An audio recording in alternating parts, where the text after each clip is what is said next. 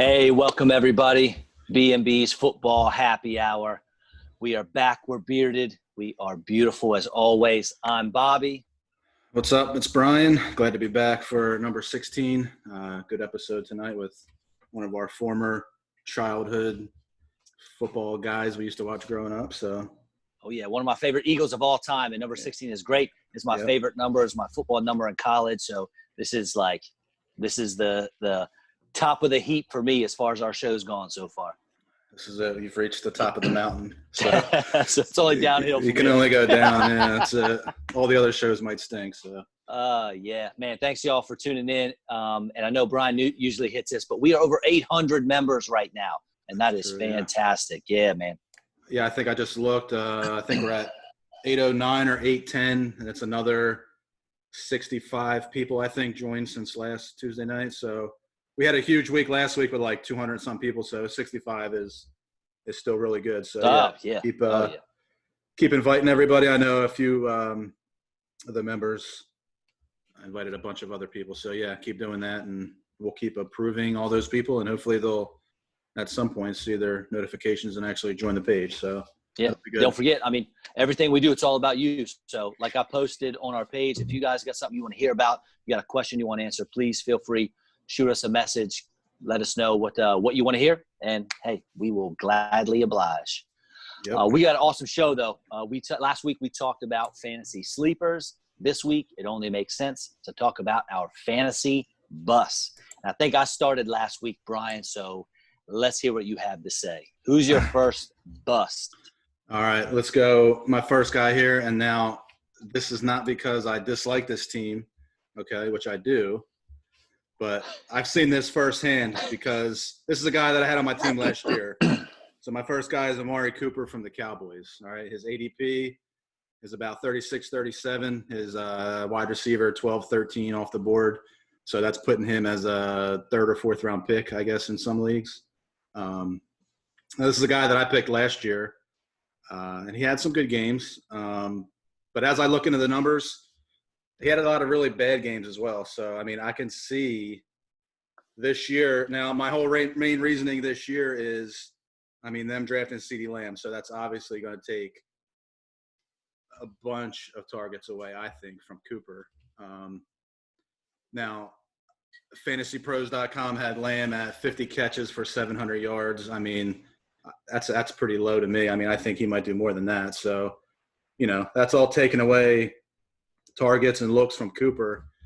And just from having him last year, you know, he had like one huge game against the Packers. He had like 225 yards, 11 catches. But other than that, I mean, he had 3 games over 100 yards and then 1 game over 200 yards. So you're looking at 4 games out of 16 where he actually put up pretty good numbers. And now most people are probably drafting Cooper as their wide receiver 1 on your team. I mean, if you're picking him in the 3rd or 4th round, he's probably one of the first receivers you've taken on your team. So, I mean, just looking at it like that, he had 7 games with fewer than 50 yards. So, I mean, there's just some games there. There's really no middle ground with Cooper. Seems like he either he'll have a real big breakout game, or then he just kind of doesn't do anything. I mean, and then my big thing was I was in the playoffs last year. I had to, you know, I'm starting him in my fantasy playoffs, which is usually weeks like 15 or 16.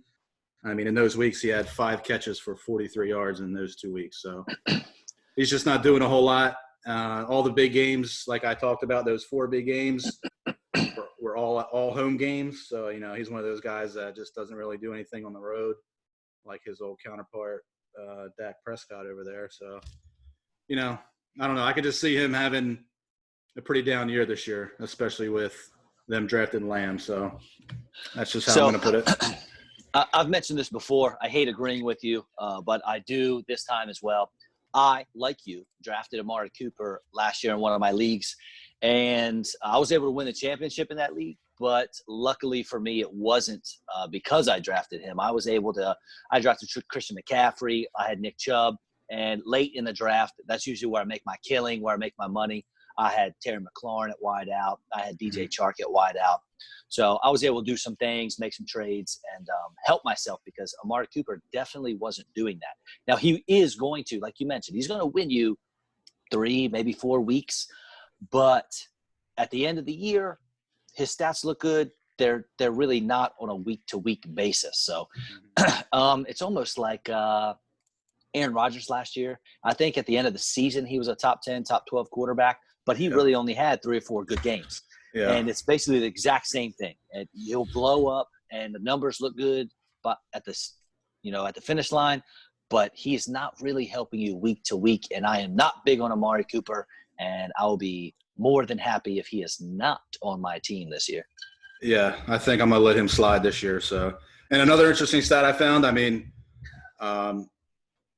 just looking at the Cowboys wide receiving core, he wasn't even, Michael Gallup had 8 targets a game. Amari Cooper averaged 7.4. And yards per game, Gallup was at 79. Cooper's at 74 throughout the whole year. And Michael Gallup's somebody you can get probably 3 to 4 rounds later. So, if anything, way late. I'd rather take him maybe this year as a flex guy or a wide receiver 2 or 3. Right. But definitely not going to waste my pick this year on Cooper, I don't think. So I'm going to go somewhere else. There are definitely targets to be had in Dallas with Jason Witten gone and Randall Cobb is elsewhere. So CeeDee Lamb and their new tight end, Blake Jarwin, they both step in. CeeDee Lamb is far more athletic and a much better football specimen than Randall Cobb at Randall Cobb's advancing age. And Blake Jarwin is a much more athletic Jason Witten. So we have 2 bigger playmakers coming in, like you said, steal even more touches from Amari Cooper. So I'm with you. I'm down on Cooper. If he's my wide receiver 2, I'm okay with that. But I don't want him in the top 12. Not a chance. No way.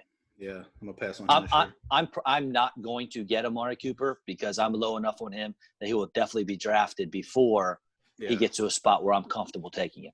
Yeah. Yep, I'm with you on that one for sure. All right. So for me, I want to preface that when I think of a bust, it's basically the opposite of a sleeper. As we mentioned last week, a sleeper for me was someone who's going to outperform their average draft position or ADP. And a bust for me is someone who's going to fall far short of their ADP. And I say that because my bust candidates, both of them, are probably going to make a few people lose their minds. So just know that I'm not saying these guys won't do anything. They're just not going to live up to their very lofty expectations. Yeah. My first bust candidate is wide receiver superstar Mike Evans. Okay. He's a beast. He's been tearing up NFL DBs for like 6 seasons, but I think his stats will take a sharp decline this year. Currently, he's being drafted at the very beginning of the 3rd round in a 12-team league and as the 8th wide receiver off the board. Now, there has been a ton of talk about the Bucs this year, even on the show. But I think the main recipient of Mr. Brady being around will be Chris Godwin and not Mike Evans. Last year, old man Brady had an average depth of target of 6.6 yards. That's good for 27th in the league. Mike Evans' average depth of target last year when receiving was 15.5. That's a huge difference between those two. And he had the 6th highest yards per catch last year. Jameis Winston helped Evans a lot because he had the 5th highest average depth of target. Brady checks down at all costs, and Mr. INT himself, Jameis Winston, will just heave the ball down the field at will, which is going to help Mike Evans' style.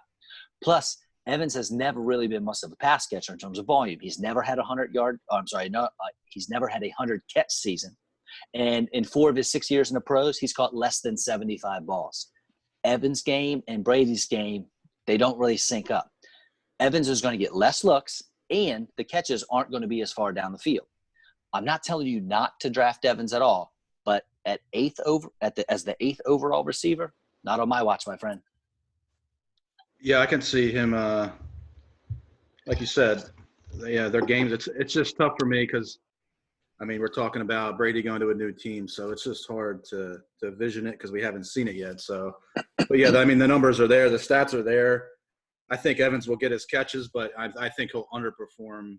I don't think he'll be a top 8 receiver next year. I think, to be honest, I think Chris Godwin is pretty much outplayed him last year, and I think he'll get even better this year with Brady. He'll pick up some stuff from Brady. Brady will kind of mold him into, the receiver he wants to be because he's a younger guy. I think he's a little more well-rounded maybe than Mike Evans. He can do a little more, I think, on the field. So, yeah, I can see Godwin getting a ton of more looks. And like you said, Brady, like Winston said, Winston, he would just throw the ball down the field. That's where Evans is getting all his, jump balls and all that kind of stuff and getting all the yards. Brady's not going to do that. I'm still high on Brady this year. I think he's going to have a really good year. Correct.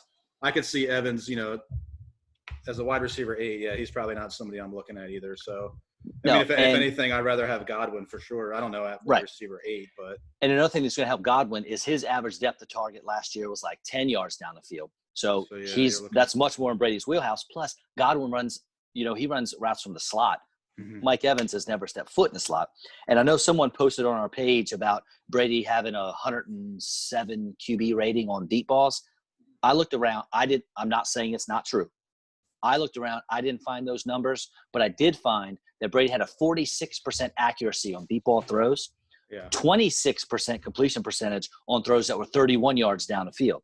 Mm-hmm. And you could say, when he does so deep, if he does well, if that 107 QB rating is accurate, the Patriots had no deep threats, right? But the NFL defenses know that too. They're not running cover 3 all game. They're not running quarters. They're not having guys cover the deep parts of the field because they know they don't have to.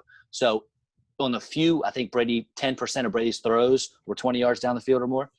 On those few throws he's making down the field, the coverages are going to be in his favor, because why have a deep coverage if you're a defense if you know they don't have an actual weapon or a threat to get it there? Yeah, I can see Evans's numbers are definitely going to go down this year. Brady, like you said, he throws the running back a lot. So, we talked about their running backs. They're not really that great, but those guys are still going to get targets, more than they saw last year, probably with Winston. Yep. And we're not, I'm not high on Gronkowski either. I kind of had him on my list and I swapped him just so we're not talking about Tampa Bay the whole show. So, but I'm saying, just having Gronkowski, he's going to get looks too. So you still have Cameron Brate, OJ Howard, Gronkowski. Yep. So just it might just be too many mouths, and Evans just might be, if Evans is going to be a great real football player because the defenses are going to have to play over the top for him. They're going to have to double cover him in some situations, but real football is one thing, fantasy football is another, and I definitely think he is going to bust as far as his ADP is concerned. Yeah, for sure. All right, man. I think we have our guest here. We got 89 on the line here, ready to come on. So let's not make him wait. We can talk about our other fantasy busts after we talk to Calvin. So excellent. Let's bring him on here shortly. Let's get him loaded up here. All right, folks. Our guest tonight is plastered all over the Purdue Boilermakers record books. He was a 5th-round draft pick by the Philadelphia Eagles in 1990. He still has the Eagles' rookie record for touchdown catches in a season. He finished his rookie year 3rd in the NFL in touchdown catches behind only Andre Rison, some guy named Jerry Rice. And he has 3 seasons in the NFL where he finished in the top 10 in touchdown catches. Please welcome none other than Calvin Williams. How you doing, Calvin? Hello, gentlemen, ladies, all out there. It's great to be here. Thanks for having me on. We are more than happy to have you, man. So now, Calvin, I know you're from Baltimore. You went to high school there. You played well enough to make it to Purdue and then ultimately the NFL. Baltimore is notoriously a tough place to grow up, and obviously depending where you are. So take us through your journey from growing up in Maryland to catching passes from Randall Cunningham. Wow. That's a big one. My journey, I'm from, if you're from Baltimore, if you're not, it's pretty much you're from East Baltimore or West Baltimore. And it's a Baltimore thing, so you probably won't understand it. But I'm from East Baltimore. Went to Dunbar High School. Everything I did, grew up on the east side. Played basketball, was a pretty good basketball player. And then when I turned 8 years old, my mom moved us, it was just me and my mom, a single-parent family. We moved out to a place called High on the Ridge, a place that doesn't exist anymore. It was a new project. It's since been torn down in the mid-'90s. And there were no basketball courts out there. And, you know, all the guys that were living there, they played football. So I started playing football and pretty much still played basketball, but I gravitated slowly. And then at the age of 11, I wound up playing for the YMCA, six-man football. And then next year after that, played for Rosedale, played for Gardenville, then went on to Dunbar High School, and then played 10th, 11th, and 12th grade year. And 11th grade year, I started to have, you know, some success, started to get a lot of looks. And then consequently got a whole lot of offers, wound up taking a visit to where you guys are. I went to East Carolina University, took a trip to Rutgers, Kansas, Purdue, went to James Madison and Temple, and really narrowed my decision down to Temple and Philly. Really had a great rapport with the recruiting coordinator there, Coach Prescott.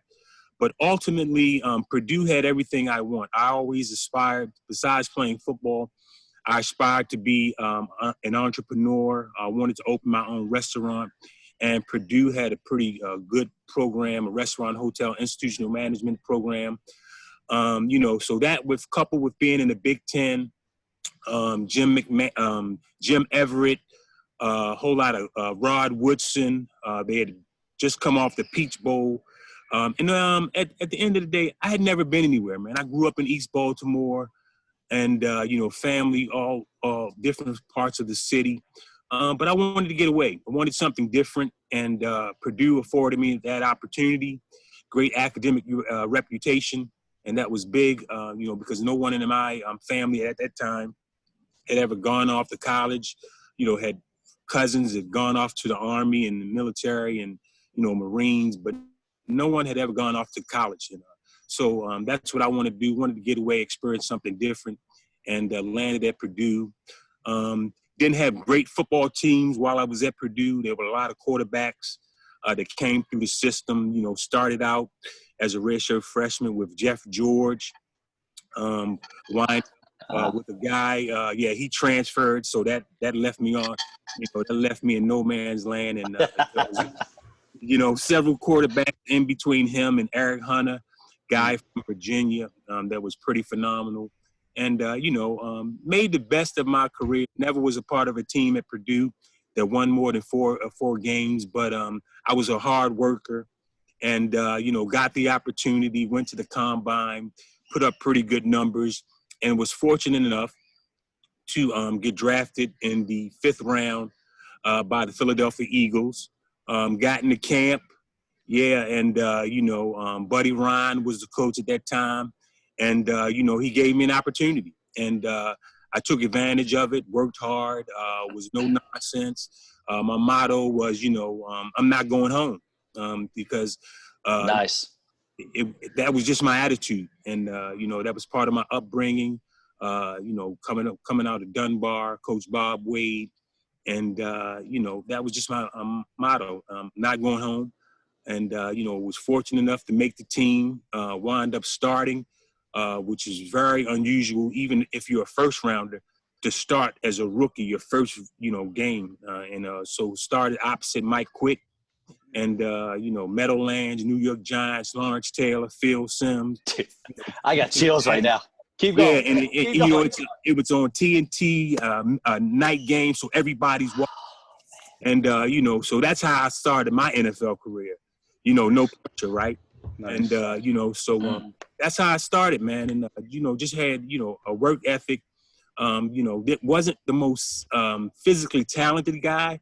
But, you know, what I did was, you know, my motto was always control what you can control. And I could control my work ethic. I couldn't control somebody being a better athlete than me physically, but I could control how hard I worked. And, you know, nobody would outwork me. Nice. Yeah, man, I know Brian's got one for you, but real quick, first off, those those mottos that you live by would be great for our like youth and kids growing up, and even as grown-ups. We all get struggles and everything that we need to work through. So those are great. And what people probably don't know is you were the third receiver drafted in that draft class, and you still were the starter come week one. That's great, man. Man, every day, man, I think about the money that Mike stole from me, and I kid him about it. We still keep in contact to this day. He's actually the receivers coach at Illinois, and nice. Barnett, who eventually became a star. Yeah. Mike Quick went down, was even ahead of me. But even though I was the third receiver taken, I can always tell those guys, you guys didn't start. I was, so they can never take that away from me. They got the money. Yes. But I got the glory in the team. There you go. Nice. We'll have to. Now I've actually met Fred Barnett that's my man. That's my man. I met him at a casino before. In Delaware. So I need to meet thick as Mike thieves, man. Yeah. Yeah, that's my guy. That's my guy. Fred's my guy. Yeah, he was a cool dude, man. He sat down and talked to us for a while about the Eagles and stuff. So we got a lot of followers and listeners that are Eagles fans. So, man, I mean, I know when you just joined the league, me and Bobby both told you we're huge Eagles fans. So I can just remember, I mean, that's when I really started watching football with my dad. I mean, I can remember. What year were you guys born? I was born in 86, so I'm 30. Okay, so you were there. You were there. I'm 85. I'm a year older than Brian. Okay, so you guys were towards the end of my career. You can kind of appreciate. You're 7, 8, 9. Yeah, I mean, I just remember, I remember sitting down on Sundays and watching games with my dad, and that's when, I can remember those times. And, you and Fred and, Randall and Herschel Walker, Reggie White, all those guys used to be, man, my favorite players. So what was it like, sharing the field with some of those guys and, practicing against some of those defensive studs that we used to have back there in the early 90s? That's what made me, man. That defense, the type of defense that Buddy instilled, it was a pressure from day one when I stepped on the field coming out of the training camp after draft. You got Eric Allen, Isaiah Jenkins, Andre Waters, Wes Hopkins, and they're challenging from day one. Mm-hmm. And they want to see what you got. And I can honestly say, and they'll tell you, me, Fred, Mike, we didn't back down. We accepted the challenge. I would say Buddy and Rich and whoever made the decision, they did their homework and they knew they were getting competitive guys. And that was it. We got a chance, man. And that's all I asked for. Just give me a chance, and we'll show you what you got. And, we went on from there, but it was phenomenal watching those guys play in practice. Jerome Brown, Clyde Simmons, Seth Joyner, Andre Waters, just having to go up against those guys every day and just see the competitiveness each week in and week out on Sundays and how they competed, man. It was just phenomenal. And those are times that I will never forget. I cherish them. And, I talk about them to my kids often. And, sometimes they get tired of hearing it, but that was that was a special group, that defense. And, but we had some good offensive players. I just think defensively, we never really put it together. We didn't know how to really use Randall. You look at the quarterbacks today, he was that type of quarterback, that run option quarterback, but we just didn't know how to use him at that time. Yeah. Man, I tell you what, if your kids get tired of hearing it, you just give us a call, man. I will listen all day. Oh, yeah, man. All right, so, Calvin, once football is over, a lot of guys who left their hometowns, they never go back. But you did. You came back to Baltimore, and you helped give back to the community where you came from. You, like myself currently, you were a PE teacher for a few years. So what made you go back and give to the place that you came from? I love my city. I got to be very careful how I talk because I don't feel like tearing right now, but I'm very passionate with Baltimore and giving back because it's the city that made me. I talk about Dunbar. Originally when I finished, I went back to work at the school that was actually our rival, Lake Clifton, and I was a PE teacher. and just wanted to give back to the city. The city had given so much to me, so much opportunity to me. I just wanted to give back, and kind of a natural movement. When you think about players in the past, is going back and teaching PE and coaching, and that's what I thought I wanted to do at the time. I wanted to coach, and I wanted to be in the city, involved in building and helping young men. And, so I got the opportunity at Lake Clifton High School, stayed there 2 years.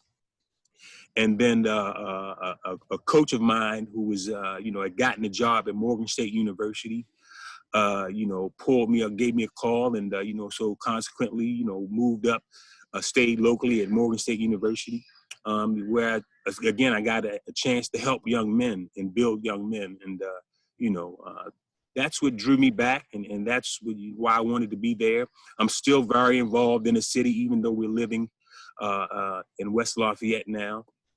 Actually driving back to Baltimore on Thursday, and we still own real estate there, and we're still involved with the church there, and trying to get more involved as my kids get older, and get more involved in the city that way. But Baltimore is always going to be home wherever I am. I'll always keep a home there, and that's where all my family is, all my wife's family is. So I'm very passionate about the city of Baltimore, and it's my first love. I hear that a lot. Like, as far as the media goes and the public goes, it always seems like Baltimore gets such a bad rap. And granted, I mean, the crime is crazy, and the murder rates are high. But the people who are from there, now I am not, but I've been lucky enough to live my life and meet a lot of people, and I know a lot of people that come from the heart of Baltimore, and honestly they all say the same thing. Even though it was tough coming up and it's a hard place to live, they are in love with it, and they will, no matter where they are, they'll never leave it. You know what I'm saying? And that time and time again, no matter how many people you meet that are from the heart of Baltimore, they preach the same thing. It's home, man. And when you're comfortable with a place, you don't see, I guess, it's the dangers of what other people see, because the people know you. And I never wanted to lose that attachment. Whatever fame I got, my friends back in Baltimore tell you I've always been the same guy. I'm not a guy that changes my phone number. That's just who I am. I connect with people. I like being around people, and anything I can do to help young men, help young women in Baltimore, just to give them hope. And that was my thing. If Calvin Williams can do it, you can do it. You just have to have the drive, the fortitude, the perseverance, and to push through the things, the obstacles that may be in your way. Everything's not perfect. I didn't have the perfect, bringing up. By society standards. My mom and dad were divorced. I grew up in Howland Ridge, which was a project in Baltimore City. And it was just me and my mom, split family, so it wasn't easy. And, but you just persevere. You get a dream. You set it before you, what's the end? I always, was of the mindset, begin with the end in mind. I wanted to be an NFL player. I wanted to be an entrepreneur. And, so I set that in my mind. I wrote it, visualize it.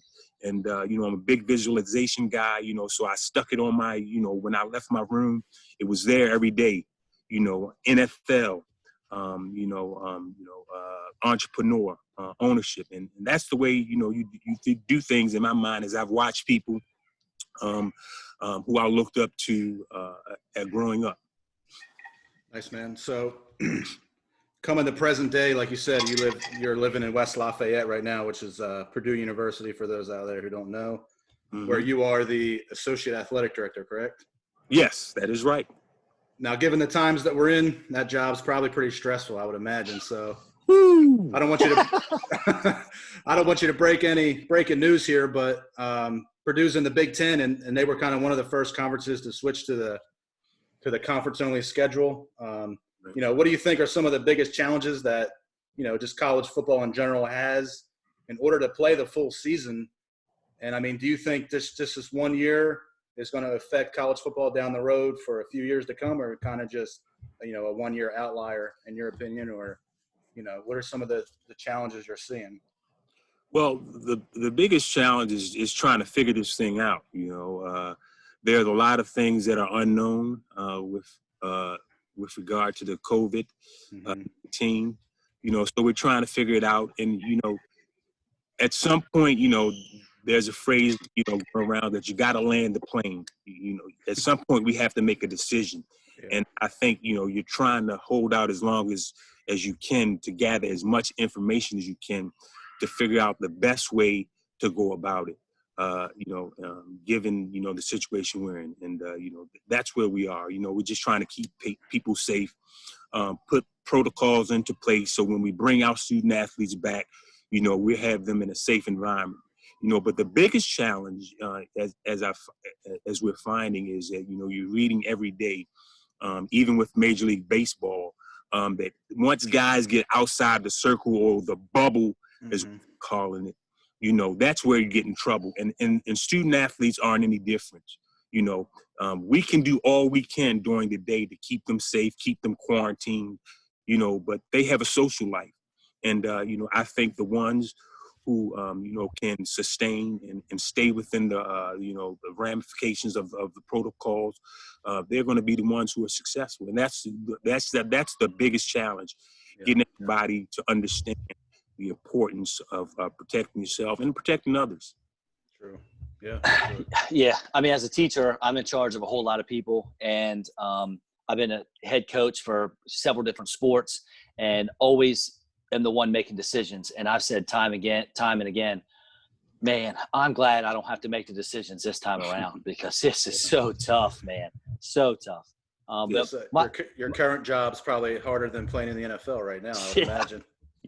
Yeah, it is. You've got a lot of people that you have to, you're trying to keep people happy, and you're trying to ease the public, because, let's just face it, fall football, that's a staple in our society.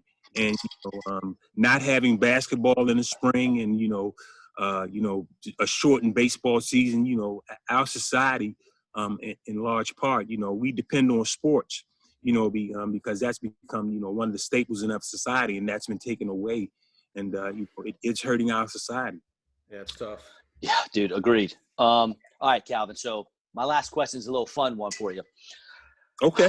I told you, I've been a Eagles fan since probably 1991, but I got to tell you, I pulled this out of the attic. Now I'm hoping this brings back memories for you, right? See, I wasn't a Genesis guy. What? I wasn't a Genesis guy. I had the was it the Atari or not the Nintendo, Super Nintendo. That I was a Nintendo guy. I was Mario. That's all I played. I didn't get into the football games or the basketball. All I played was Mario. And so for our listeners who aren't watching the video and are listening to it on Apple Podcasts or Podbean, I just showed Calvin my Sega Genesis from probably 1993. Now, one of my favorite. Worth a lot of money. Maybe, I don't know. I ain't getting rid of it though, man. I love this thing. It's a whole 16-bit system, so keep that in mind. But anyway, so Calvin, 1995, there was a football game. It's called NFL 95. Joe Montana was on the cover, and it was my favorite game. And you get on there, I would get on, and I would log in. I'd be Philadelphia Eagles. I got Fred Barnett on my left. I got Calvin Williams on my right. And I'm telling you, man, this is when I fell in love with Calvin Williams. I would light it up. Your post route in that game was uncoverable. Uncoverable, my man. I mean, you would get like 150-plus yards receiving a game every game. So, video games are huge nowadays. I mean, they're in the clubhouses. They're on the buses. They're on the planes. Now, for us back in the day, you weren't taking Sega on the road with you. You needed a TV to hook up, screw in the cords. And now you did mention Mario. How big were video games as far as like the players went when you were in the league? And I know you said you didn't play the football games, but you had to be you at least a time or two in a video game. Let me tell you this. Now, I'm telling you, I wasn't a big video game guy outside of Mario. I never really played football or basketball. And let me tell you this. There was only one TV in the locker room. You had to fight from morning meetings to run to that thing at like 11 to 12. And I'm going to tell you, Eric Allen, Isaiah Jones, they wouldn't let you get close to that thing, man. So it was at the defensive guys' end, and we never got an opportunity to play. I mean, they would bring their games from home. Matter of fact, they didn't even have a game. They brought a station for the locker room, and man, you couldn't pay Eric Allen to let you get on the game. He just hogged it. And those defensive guys, but they played it religiously. I mean, religiously. But I would keep my Nintendo home, and all I played was Mario. That's all I played, ever. All right. Nice. Now, my last question for you is a little Purdue trivia here because I kind of have a tie. I have a former teammate of mine in high school that played at Purdue. So I'm gonna give you some stats here, and I'm gonna see if you know who it is. Now he was there a little bit before you became the associate athletic director, but I'm assuming you still follow Purdue football pretty closely. So I think you might know who this guy is. All right. Okay. So he started 36 games as a slot receiver from 2004 to 2007. Okay. Okay. Calvin's sweating. He's sweating over there. He's second in Purdue history with 292 receptions.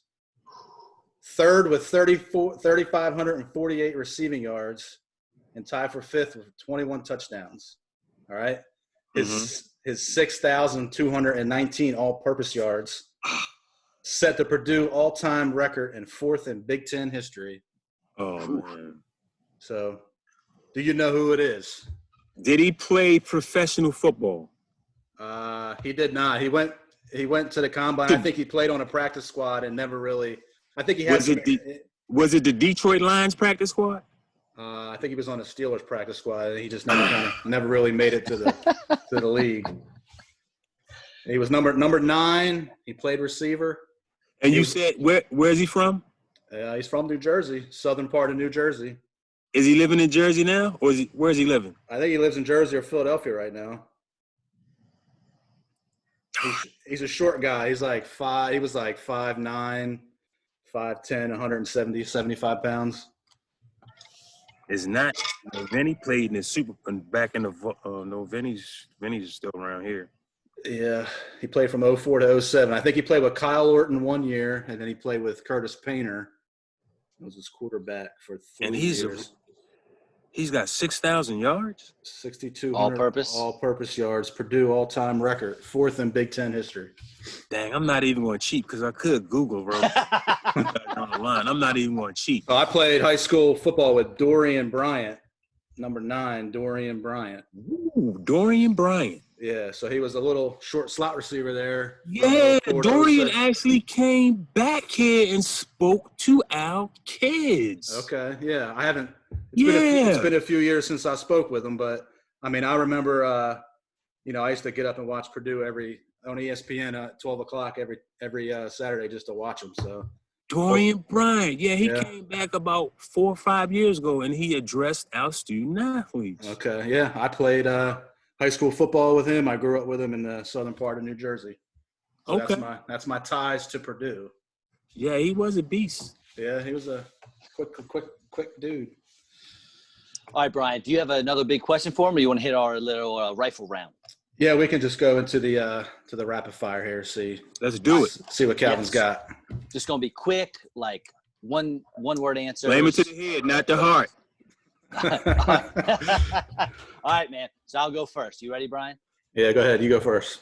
All right, Calvin. Best running back you ever played with? Woo! Keith Byers. All right. Bigger rival for Purdue, Illinois or Indiana? Indiana. Not even close. Okay. Best coach you ever had? Which level? Oh, gosh. NFL. Buddy Ryan. Nice. Favorite NFL stadium you ever played in? Arizona Cardinals. Nice. Wow. Okay. Favorite candy bar? Snickers. Favorite college mascot? Boilermaker. All right. I knew that one. All right. Back in the day, in your NFL tenure, what was your favorite pregame song?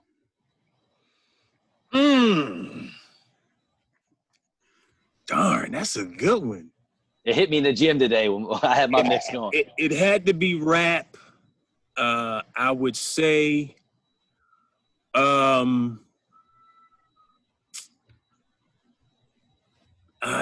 would depend on my mood, but I'd say 90 to 95.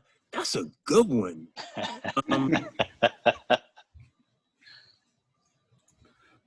Brand Nubians, something from Brand Nubians. Okay. Nice. All right, here we go, man. And the debate: who's better, Carson Wentz or Dak Prescott? Y'all trying to set me up. Come Everybody. on. You know what?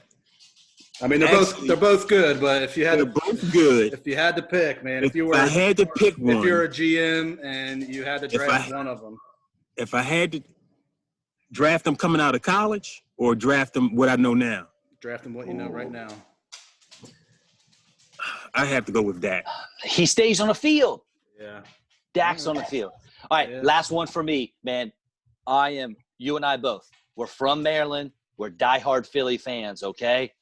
Mm-hmm. Cheesesteaks or crab cakes? Ooh.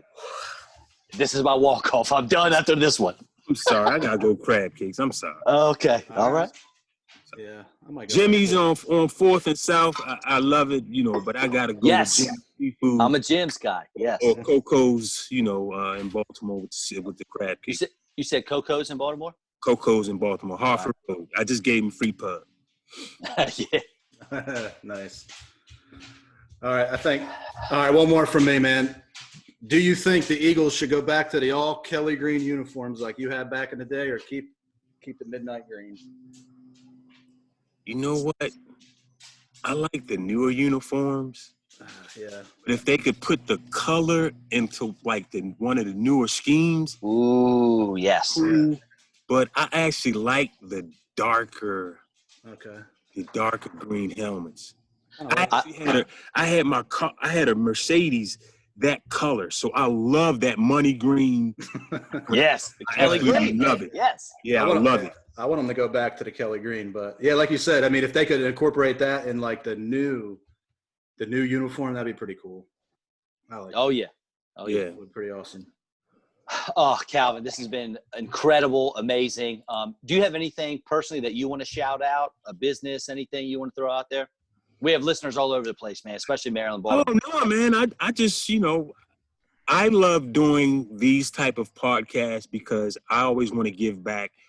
And people always want to pick brains. I don't like coming – when I give speeches, I really don't like speaking a whole lot. I like taking questions because, when you're giving a speech, you don't know if after about 20, 25 minutes of speaking, you lose people. And then I want to know from the audience, what do you want to know from me? What can I help you with? Because, particularly when it comes to sports or, private business, building your own brand, I just want to know what questions are out there because I think that's a better way to interact with the audience rather than me just talking and gabbing. So, just bring it on, man, if there's questions out there. Nice. Well, Calvin, we can't thank you enough. And I know for a fact our listeners are going to love this episode of the show. I know my students are going to be all over it. This is great, man. We really appreciate it. Yeah, man. I can't thank you enough for coming on. And hopefully maybe we'll get you back on in the future here during the year or something.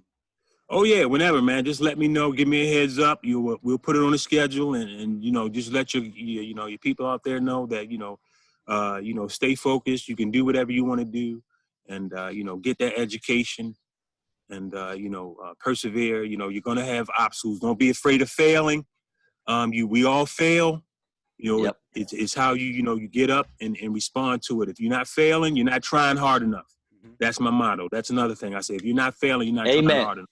Amen. Because we all fail. Yes, sir. Awesome. Guys, thanks again. We appreciate it so much, man. Hey, have a great day. Have a great evening. God bless you. All right, gentlemen. Good luck to you this year. Thank you. Go Boilermakers. Boiler up. Hammer down. Hail Purdue. Man, I mean, that was just another great guest. I mean, like, I don't even need to say anymore. I mean, Calvin Williams is the man. He just went up a couple notches in my book. I mean, I've always liked Calvin Williams, man, because like I said, that was kind of right when I started. I was a young kid, 7, 8, 9 years old, and that's when my dad really got me big into football. And he was that little fast receiver out there, man, and I just love that stuff. Like him and Fred Barnett playing with Randall Cunningham, and man, that just kind of takes me back to being young. And like he talked about, I mean, that defense that they had back then, it's a kind of a shame that they never really, won more than that they did. I know Randall had a few injuries, and they kind of always fell a little short. But man, that was just the Eagles that we grew up to love, and I'm sure he was probably. Man, we're gonna have to have him back on because I want to ask him about, what he thought about the Eagles winning that Super Bowl in 2018. I mean, I'm sure he has a pretty damn good story about that. And I mean, I'm sure it's probably losing it out there in Indiana. He was probably there, man. I don't know. Who knows? But you never know. Yeah, when he was talking that I was having goosebumps, when he was talking about all those guys back there, Reggie White, Jerome Brown, Eric Allen. I mean, as an Eagles fan, I mean, that really gets you, thinking about those times, thinking about those days. And especially for me, and I know, it's a fun question talking about the video games and Sega Genesis. But when you're a kid, I mean, I'm outside 90% of the time, when the lights come on, when street lights come on, you got to come home. And whenever I walk through the door, have some dinner, and then I got to play my Sega Genesis. And having that guy as one of my, favorite players in one of my favorite video games I ever played, it was just, surreal having him on here. So I hope that our listeners enjoyed having him on as much as I did. And then, hearing the story, coming single parent, just a mom, living in the projects in Baltimore, playing a sport, making it out. And then not only did you make it out and make it to the top of the heap, finishing third your rookie year in touchdown receptions behind Andre Rison and Jerry Rice, coming back to your community and giving back and doing all that coaching and teaching and everything. It's a great story. So I hope everyone enjoyed it as much as I did, and I'm sure you did as well. Yeah, man, that was awesome. He's probably he's got to be up there. My favorite guests we've had on so far. I mean, Terrence and CJ were great, but I grew up an Eagles fan, so I became a big Pirates fan when I went to college here, but being an Eagles fan, that was when I was 5, 6, 7 years old. So yeah, that took me back to being a young kid and sitting there watching the games with my dad, my grandfather, and just talking about kind of just teaching me the game at that point. So yeah, that was good stuff. And even that, I mean, all the little sayings that he had and the mottos that he had. I mean, that applies to everyone, all walks of life. I mean, that applies to 5 years old, 85 years old. Whether you're an NFL player like he was, or you're a school teacher, you work in an office every day. It doesn't matter what you do. I mean, that stuff that he was throwing out applies to just more than, applies to everything. So, that's just the way. And I'm glad that I got the chance to talk to him and meet him, and that he's kind of teaching.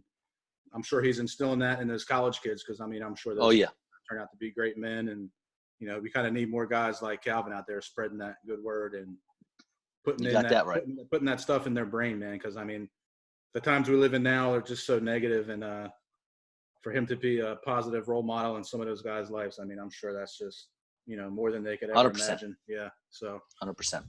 All right, so unfortunately, we have to get back to our stuff here. I was going to say, like, we're pretty deep right now. Let's go to the shallow end of the pool, but still important. Let's help some people win their fantasy leagues this year. Brian, right, give us your second and final bust for this year. I'm on the clock here with my second bust. And like you said earlier, look, a bust is not – I'm not saying, we're not saying these guys are going to be like, if it's a receiver, like he's going to go out there and have like 300 yards this year. Like, right, we're saying they're going to underperform at at their level of, average draft position or, where they're getting picked in fantasy wise. So my second guy this year is going to have to be Desean Watson, man. And a large part of it is for Bill O'Brien, who basically traded DeAndre Hopkins for David Johnson straight up. I mean, we've talked about it. It was a bad trade. I would have fired him right on the spot for doing that. He didn't even get a first-round pick. I mean, I don't know how that even went through. Roger Goodell should have, vetoed that trade and made them give more or something. But look, did a Chris Paul trade get vetoed in the NBA? Yeah, they should have pulled. Yeah. They should have pulled like a Chris Paul to the Lakers trade and just said that's not happening. Now, look, Desean Watson is a guy that I like. But look, he was QB4 last year, and a lot of that had to do with, he had 7 rushing touchdowns. He had 26 passing, 7 rushing, so he accounted for 33 touchdowns. He had almost 3,600 yards passing. But look, when I took a look at the numbers, over 33% of his completions, passing yards, and passing touchdowns all went to DeAndre Hopkins. And they ended up replacing him with Brandon Cooks. Now, Brandon Cooks is average. He is not on the par of DeAndre Hopkins. So he's looking at a receiving core now of of Randall Cobb, Brandon Cooks, Will Fuller, who's only played in 42 out of 64 games, so he's always hurt. And then they got Kenny Stills, who he had about 400 or 500 yards last year, I think. Not much. They're all hurt. Cooks, Fuller. That's what I mean. Stills, these guys can't stay on the field, and they're all the same player. They're all the same size and the same athletic ability. Desean Watson's a guy that I like, but I can just see him just having a bad year, man. Because David Johnson, to me, he's not going to do nothing, and he's not going to do anything, I don't think, in Houston. So you can't rely on him. And if Desean Watson, look, he can break maybe into the top 5 if he has 7 or 8 rushing touchdowns again, but that's not going to happen. I can see him maybe getting – if they can't run the ball with David Johnson, look, they're going to focus on him solely, and he's not going to be able to scramble around, man, and he's just going to have a down year, I think. He had 26 touchdowns last year. I can see him maybe having 20 to 22 touchdowns with 3 or 4 rushing touchdowns, which in fantasy isn't going to – it'll win you some games maybe, but I just see him having a down year. He's definitely not going to be QB4 this year in fantasy. Yeah, I don't have numbers up in front of me, but I'm pretty sure Desean Watson is one of the top 5 QBs off the board. Mm-hmm. He is for sure, yeah. Obviously, Mahomes and Lamar Jackson, and then you're Kyler Murray, Russell Wilson, Deshaun Watson. I think he's QB 4 to 6. They even have – I can't depends do on it, what man. you have, because some of them even have Dak ahead of him. They have Dak 5 and Deshaun 6 or Deshaun 4. But he's in the top 5 or 6. But I think he falls into 10, 11, 12 range as QB this year. Which is still okay, but at the ADP, his ADP is 59, so you're looking at I'm just not taking him there. I'm just not taking him that early. If you look at all of his receivers and you take Cooks at his best is great. Will Fuller at his best is incredible. Kenny Stills at his best is pretty good. Randall Cobb at his best, also good. But when is the last time that they have been at their best consistently? You might not get a full season. You may not get 8 games with all of those guys playing in the same game. Does that make sense? They're all going to be hurt at some different time throughout the year. So you don't know what that lineup's going to look like. Deshaun Watson's – go ahead. I'm sorry. So then you throw in David Johnson. That guy, he's hurt a lot too. So, you're relying on all these guys that have some talent. But, like you said, I don't think there's going to be more than a handful of games when these guys all play. How do you build a rapport with your receivers whenever Cooks has a concussion, Fuller's working with a soft tissue injury, and it's just listen, I am a huge fan of Deshaun Watson. I love Deshaun Watson. I loved him coming out. I love when he was at Clemson. Yeah, I do. But DeAndre Hopkins, if he keeps this up, he's a first ballot Hall of Famer, and he's gone 33% of the offense or targets, or the stat you threw out. Yeah, that is an enormous it was chunk of the offense that is just gone. Yeah, I mean, it was over 33% of his total completions, passing yards, and touchdowns. I mean, so. When was David Johnson awesome?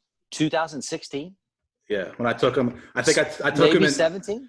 I think I took him in 17, right? And then he broke his hand in like week 1 or something like that. That's So 16, he had like the gigantic year. I think I was sitting there with like pick 2 and 17. We did a live draft, and I picked David Johnson, and my season was over week 1 because he was hurt and he like never played again. So that's an enormous question mark. I mean, yeah, he has a talent. I mean, he's like all these receivers. It's got. I mean, good grief. I hope they have extra medical staff for the Texans games when they play, because man, I don't know. I hope for the best for all these guys, but I'm with you, man. There's no way Desean Watson is going to be the 4th highest scoring quarterback with this makeshift injured. Yeah, I mean, these offensive weapons that he's got. I mean, I can see him being like, I mean, look, like the Eagles, man, like just playing with a bunch of guys from the practice squad. You know what I'm saying? Like, just, I don't know. And I mean, they do have Duke. You got Duke Johnson and David Johnson, but like, are those 2 guys you want to rely on to, like, I don't know. Well, honestly, Duke Johnson deserves to get the ball a whole heck of a lot more than he has in his career. I mean, he should have been the guy last year in Houston. I mean, he's better than Carlos Hyde. He's more exciting. I mean, on a per-touch basis, he performs. But Cleveland wouldn't give him the ball. Houston won't give him the ball. I don't know what the deal is. Maybe there's something that we don't see. Maybe there's a practice flaw. I don't know what it is, but you got to give Dookie the ball. I agree with that, but when you look at that trade, though, there's no way that Bill O'Brien's going to let. I know. You're right. He's not going to let. You know what I'm saying? He has to justify that trade. So you're right. As a fan, I mean, it's not the right thing to do. Like you said, I mean, I think Duke Johnson should be touching the ball way more than David Johnson. But how are you going to sell that to the fans when you traded, a fan favorite, future Hall of Famer DeAndre Hopkins, and then you're going to give the ball to Duke Johnson and have David Johnson just standing there on the sideline? So you're right. I know. I mean, they're going to rely on this guy, and it's just all those guys are always hurt, man. And I hate to bang on Desean Watson a little bit because I do like the kid, and he is a stud. But maybe it's just this year. I think this year's a down year. I mean, maybe we'll see what they do in the draft or free agency coming up. But he needs another big target, man, and a running back. Yeah, I'm definitely not in on him where he's going right now for sure. All right, Brian, if I rock the boat a little bit with my Mike Evans pick, I'm just going to push the whole boat over. I'm sinking the ship with this one, my friend. Sink it. My bust, I'm going with none other than a second-team All-Pro and reigning NFL rushing champion, Derrick Henry. I cannot wait to hear the blowback from this one. But hear me out. All right. You and I have discussed the over 400 touches that Henry got last year, including the playoffs. Mm-hmm. And history has shown us that the world is not overly kind to players who get used and abused that much in one season. Of the last 26 players to carry the load that much, only half of them played a full season the next year. So right there, out of 26, only 13 played a full season the next year. And a quarter of them played 8 games or less. So right off the bat, Derrick Henry only has a 50% chance of playing a full season, which you definitely want from someone that's getting drafted as the 5th running back off the board and the 7th overall pick in the first round. Of those 26 running backs with 400 touches, the average amount of touches for those guys went from 422 to 307. Their yards per carry dropped half a yard, and the biggest issue was that their average fantasy points dropped from 357 to 235. That's 122 points. If you took 122 points off of Henry's 309 that he had last year, he finishes with 187. There were 88 players that scored more than 187 points last year, including guys named James White and Michael Gallup. If my 7th overall draft pick finishes below Michael Gallup, I'm going to throw up. Again, real quick, I'm not telling you to ignore Henry altogether. Just know that drafting him where he is slotted right now is shaky at best. Yeah, that's tough. I mean, I'm not going to say, Yeah, I mean, that's all based off of your draft position. I mean, if he falls to you maybe in the late first round or early second round, I might take a look at him. But, yeah, I mean, the stats are hard to deny, man. I mean, like you said, and here's my thing. You failed to mention that old Derrick Henry got paid. Now, I don't know him. I don't know him as a person, but look, he was a lot hungrier last year, I'm sure, trying to earn that paycheck. So this year, that hamstring might hurt a little more. You're right. Now, look, I don't want to say that, he's soft, whatever. The guy's a beast. I mean, people are afraid to tackle, Derrick Henry, but he's the national high school rushing leader in history. Like, he rushed for more yards in high school than anybody else ever. Yeah, I mean, he's a monster. Yeah, the dude's an animal, but yeah, it's just tough. And it's just that thing. He had that gigantic year last year. It's just hard to duplicate, like you said. I mean, I think he'll have a good year, but just what he did last year, I don't think he'll be able to do that again. I mean, here's the deal. All right, go ahead. Sorry.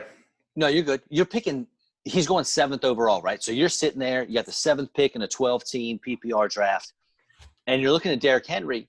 The history has shown us, the stats prove he has a 50% chance of not playing every game. Yeah. You're already rolling the dice with obviously anyone you pick. Mm-hmm. But right off the bat, you only have a 50-50 shot of him. And you have a 25% chance that he's going to play 8 games or less. Yeah, I'm not gambling that much with my first round pick. Now, he's big, he's strong, he's healthy. He might be okay. But I'm not – I mean, 75% – my first round pick has to be the safest pick that I can make. And it's just not Derrick Henry for me. Yeah, it's tough. Yeah. I mean, another thing, I mean, I'm not big on Tannehill this year, so I think last year he kind of outplayed what he can really do, I think. So I think this year he's not going to do as much. So – if you're then relying on Derrick Henry a lot more, I just think it even makes it harder for him to produce, because, Tannehill he kind of just played lights out. I mean, he was, if he's just out there back to the Ryan Tannehill, like the Dolphins, like Derrick Henry is pretty much like a non-factor in fantasy because teams will just load the box and then, they know Tannehill can't beat them. But, I mean, we'll have to see about that. But, yeah, I mean, I think Tannehill takes a step back this year, and I think that'll hurt Derrick Henry. Yeah, man. I mean, and I've already professed my love for Darrington Evans as well when we talked about the Titans with Mike Seth. And, he's going to steal touches. I mean, probably not a lot. But if I would rather have Evans as my RB5 in the 12th round than I'm telling you right now, I'm definitely not taking Derrick Henry in the first round. There's not a chance. Yeah, I mean, rookies stealing touches from your number one pick is never good. Yeah. I mean, no matter if it's – look, if you're in a PPR league or if you're in if you're in any kind of fantasy league, I mean, fantasy games get tight, especially when you're playing with guys who know the game and know how to play fantasy football. I mean, if Derrick Henry loses 3 to 4 touches a game, I mean, that might be you losing by, percents, I mean, like – 0.62 points or something like that. Like you just don't Every know. point matters in fantasy. Every point matters. And then, those touches are just yards that Derrick Henry could have. And, I'm saying everybody has those games every week where, if Evans doesn't get 10 or 12 touches a game, the Titans aren't doing it right. I'm telling you. Yeah, exactly. Yeah. I mean, I think he'll have a little bit of a down year this year because, all the factors we talked about. So. All right. Well, I'm sure that's going to tick some people off. So please let us know. Hit us up, shoot us a message on our page, letting us know how upset you are with our bus picks. I do know that we have a fantasy question. So Brian, why don't you go ahead and hit us with that? All right, yeah. So Kevin, let us know your thoughts on those. I know Kevin likes to break it down, so he does. Give us the Thanos theory. Tell us how bad we are. So all right, yeah. All right, man. So I had a question here. I'm not going to say any names. We'll keep it anonymous. Could be a Browns fan, could not be a Browns fan. He wants to know if Baker Mayfield can bounce back from his awful second season, and is he worth drafting this year in fantasy football? All right. So I'll go ahead and start. I'll say that I do not have Baker ranked in my top 12 QBs, but if you told me he was going to finish in the top 12, even the top 10, it would be difficult for me to argue with you. He still has an enormous amount of weapons with Odell Beckham Jr. and Jarvis Landry. I know Landry's come back from injury, but I mean, he catches 100 balls a year in his sleep. Nick Chubb and Kareem Hunt, they might have the best 1-2 punch in the NFL coming out of the backfield, especially if the Browns get smart and run with 2 running backs on the field at a time, with Chubb taking the handoffs, have Kareem back there, maybe get a couple handoffs, have Kareem Hunt line up in the slot. I know we talked about that with Tariq Cohen. Kareem Hunt can do the same thing. But most importantly with that Browns offense, and I discussed this way back, I mean, I don't know how many weeks ago, with Jack Conklin was one of my most impactful free agent pickups, whatever episode that was. The Browns' offensive line is completely revamped, and that was a big problem they had last year. I talked about Baker Mayfield, how many hurries and sacks that he had and he had to take. He's going to have a lot more time this year to find those receivers. And, not to mention they signed Austin Hooper at tight end.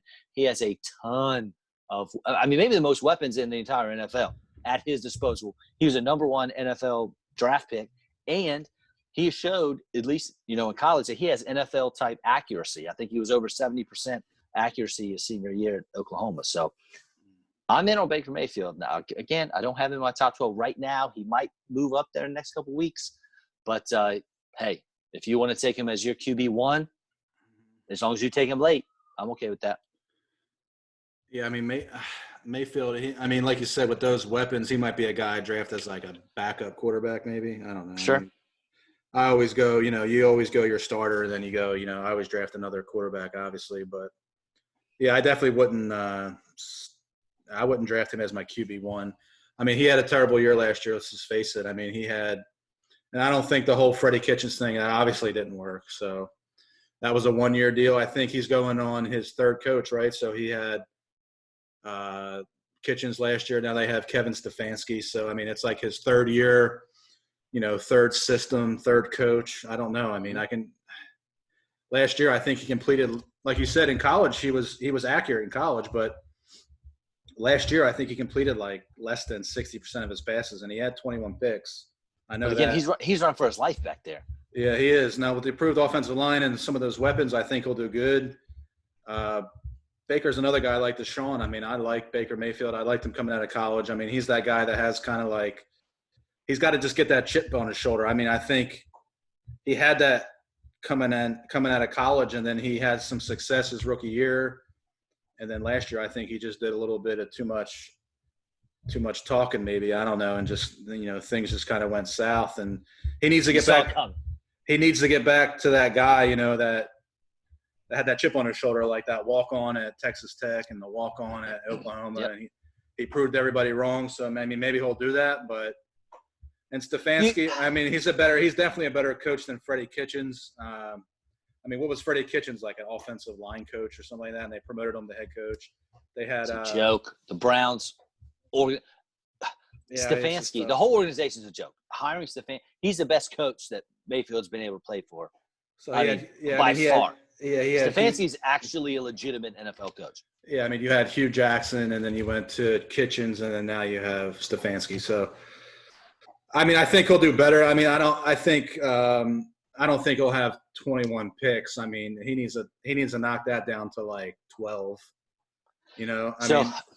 I think Baker's a smart guy. I think Baker came out as a rookie, and I think he was smart enough to be like, look, I was the man in college, but I'm going to have to work here. And he did, and he had a very successful rookie season. Oh, yeah. Then I think you saw it coming with all these commercials and the spotlight. Yeah. You had to know that he wasn't going to – he was like the 5th quarterback off the board, I think, last year in ADP, and I was not that high on him. Not that I saw him being as bad as he was, but he may have been in my top 10 last year, maybe. But he obviously didn't finish there. He finished in the 20s. But I think he's smart enough to realize, look, I got some work to do. I was thinking I was going to be the man, and then I got reality smacked me in the face. I think he's going to put his nose in the books. I think he's going to study. I think he's going to be watching a whole lot more film. I think he's going to be ready. He'll have the time. And even I think Austin Hooper is an underrated signing. And I'm not sure Austin Hooper by the end of the year where he'll rank as far as tight ends go. But I know he's going to be that goat, like that pacifier if Baker needs it. David Njoku, who he had before, is a great athlete. But I don't know that he's like that possession receiver. I don't know if he's like that guy that you really know you can rely on to be where he's supposed to be when he's supposed to be there. I do think Austin Hooper is that guy. So I'm not a big Hooper guy this year. I don't think he's going to have the end of the year big numbers, but I think he's going to get enough numbers to help Baker get to where he needs to be and shoot up the QB rankings by the end of the season. Yeah, I agree with that. I mean, I can't complain. I like Mayfield, man. So I'll take him as a backup. And if you need to, if he gets hot and you want to roll with him and you throw him in there, maybe on your QB's bye week, or I don't know, if your QB is playing a stud defense and you want to throw old Baker in there. I mean, if he's having a good year, I'd do that. But I'm definitely not taking him QB1. But he's somebody I'd stick on my team, though. So do you think Baker will not end the season as a top 12 QB? Top 12, I think he falls right. I think he's more of like 15, 16. All right. Off air, let's make a bet. Okay. I'm all right with that. I know you're a betting guy. I know you like to do it. I'm not a betting guy, but it's tough because I like Mayfield, but I mean, I just have to see it, man. I don't know. It's just tough. All right, man. Anything else on your end? No, I mean, that was another good week, another fun week. I know we're working on getting some other NFL guys in here. It's tough. Calvin was more than welcome to come on. Oh, yeah. And that was great. And, CJ and Terrence Pryor were great as well. We're still only 15, 16 episodes in. So, once these guys start hearing some of our stuff with some of these other ex-NFL guys, I think we'll be able to get them a little easier. But, as of right now, keep adding. We have a few more in the works. I have a couple guys I'm talking to and, trying to get in contact with and all that stuff. Maybe, hopefully, fingers crossed, the Heisman Trophy winner. We'll have to see how that goes. That'd be nice. No promises, not even close. We are in the infancy stages of that, Maybe we'll do that. So. Maybe we'll do a poll, like a realistic poll. Look, it's hard, and I didn't know this before, but it's hard to kind of get we want to get some current NFL guys in here, but it's kind of hard to deal with training camp starting, and you kind of have to go to the PR team and do all that, and they have to be approved. So, getting the former guys is a little easier because they can kind of set their own schedule. So maybe we'll do a poll about like maybe some who would our listeners want to hear, and maybe we can start reaching out to some of those people. Right. Yeah. Like I told you, I was talking to the Tampa Bay Buccaneers. And their upper management, emailing back and forth. And they said, look, we'd love to help you out, but this season is crazy right now. We got players coming back. So it's just tough for that. And like you said, most of the media appearances have to go through their media people first. Yeah, so it's tough, but the folks that are out of the league, obviously, a lot easier to get. Yeah, we'll work on it. But these guys got some stories, man, that are awesome. So all of them. Can't complain, man. That was another great episode, and I look forward to being back next week, man. Oh yeah, as always, music by Dunson. Yep. And he'll always be our intro guy, I hope. Yeah, I think we've. I need to go through the list, but I think we've used up some of the songs, so we might need to shuffle through a few more. But they're all great, and another good week. I guess we'll talk to you guys next week. Look for it again. Add us on. Yeah, grow the group. Apple Podcast, Podbean. We post a Facebook link. I know a lot of people, like to listen to it in the gym or in the car. So a lot of people have iPhones. So, I've put up those instructions before. Yep. It kind of costs some big money to just search B&B's Football Happy Hour. So you have to add it by the link, which, takes 5 seconds to type in. So as long as you type that in and hit subscribe, all the new episodes pop up. So it's just a one-time deal. Go out and do that and tell your friends about it, man. And and this show's for you. Yeah, this show's for you. If you want to hear something, let us know what you want us to talk about. We got you. Yeah, for sure. We're taking some more questions, so keep them rolling, and we'll talk to you guys next week. See you, Brian. All right, man. Take it easy.